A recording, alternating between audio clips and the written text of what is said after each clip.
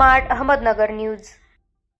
विदर्भात सध्या कमी पाऊस असल्यामुळे शेतकऱ्यांनी पेरणी करू नये। जोपर्यंत जमिनीत पाणी मुरत नाही तोपर्यंत पेरणी करू नये, जेणेकरून खताची बी बियाण्याची पेरणीचे मजुरांचे पैसे वाया जाऊ नये। माझा शेतकरी राजा सावकाराकडून बँकेकडून सोने गहाण ठेवून कर्ज घेते आणि शेतीची मशागत करून पेरणी करते। या शेतीवर आपला प्रपंच, आपलं कुटुंब वर्षभर चालवते। एका दाण्याचे 1000 दाणे शेतकरी राजा करतो। तो जगाचा पोशिंदा शेतकरी राजा जगला पाहिजे। कोणत्याही कारणास्तव उपासमारीची आणि आत्महत्येची परिस्थिती निर्माण होऊ नये याची खबरदारी सर्व कास्तकारांनी घेतली पाहिजे।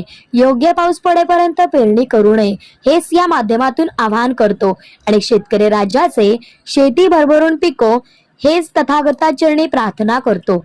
इळा पिळा तळू दे, बळीराजाचं राज्य येऊ दे। सम्राट अशोक सेना, महाराष्ट्र राज्य।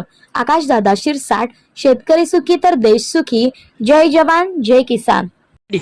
सध्या अकोला जिल्ह्यात पाऊस नसल्यामुळे शेतकऱ्यांचे मोठ्या प्रमाणात प्रचंड हाल होत आहे।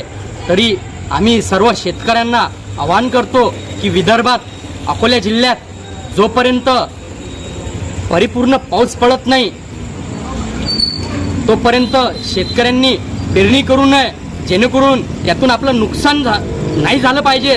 कारण की आज शेतीची मशागत करण्यासाठी सावकारांजवळून पैसे, काही सोनं गहाण ठेवून शेतीची मशागत करायसाठी अशी परिस्थिती शेतकऱ्याची निर्माण झाली। म्हणून आम्ही आवाहन करतो की शेतकऱ्यांनी पेरणीची घाई करू नये, जेणेकरून 5 ते 6 इंच पाणी जमिनीत मुरत नाही तोपर्यंत पेरणीची घाई करू नये।